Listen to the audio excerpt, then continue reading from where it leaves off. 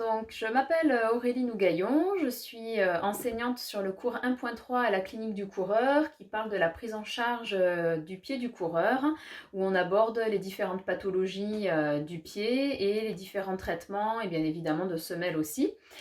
Aujourd'hui, je vais vous présenter 5 minutes sur la prise en charge du pied sur une course, que ce soit du marathon jusqu'au trail ou ultra trail.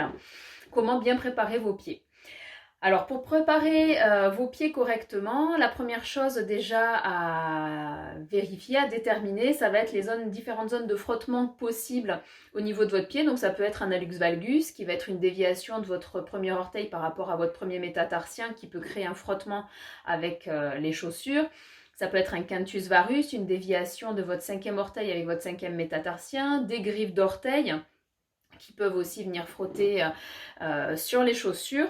Et évidemment, tous ces frottements peuvent générer des douleurs lors d'une course. Donc, ne pas hésiter à ce moment-là à aller consulter votre pédicure podologue qui pourra mettre en place soit des petits appareillages que l'on appelle des orthoplasties, soit venir carrément directement bidouiller la chaussure pour pouvoir limiter les frottements sur ces zones gênantes.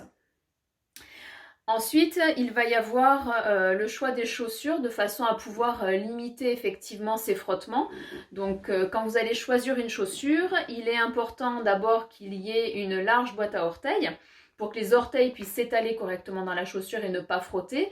On conseille généralement de prendre une pointure au-dessus de la pointure des chaussures de ville que l'on a l'habitude de prendre, de façon à ce que dans les descentes, les orteils ne viennent pas trop frapper, taper dans la chaussure.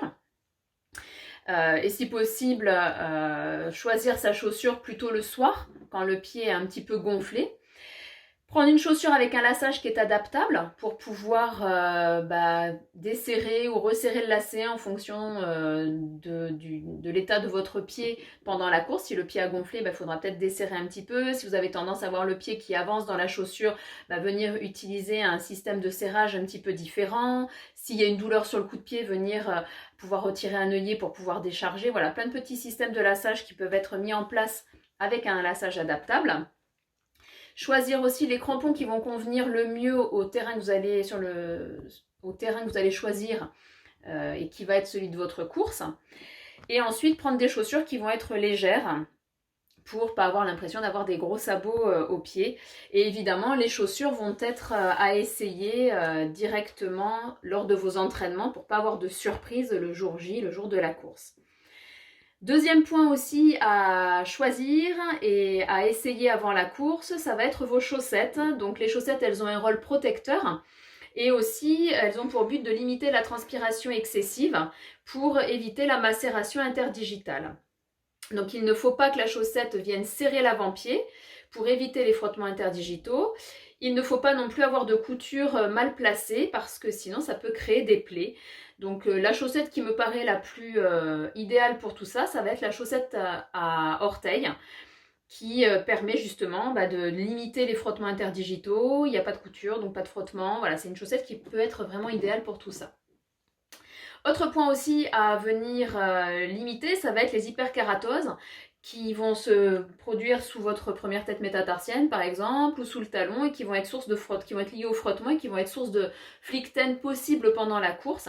Et c'est important de pouvoir les faire retirer parce qu'effectivement une flichten qui vient s'insérer sous l'hyperkératose peut être très gênante et sur une course venir percer la flichten sous l'hyperkératose est vraiment très très désagréable. Donc à éviter de laisser proliférer de la peau, de la corne sur ces zones-là, contrairement à ce que certains disent. Il y en a beaucoup qui nous disent qu'ils pensaient que la corne allait être quelque chose de protecteur. Non, c'est complètement faux, il faut s'enlever ça de la tête. La corne n'est jamais venue protéger réellement, en tout cas sur de la course où il va y avoir beaucoup de frottement, il vaut mieux l'enlever avant, de façon à ne pas créer de flichten qui viennent se mettre dessous.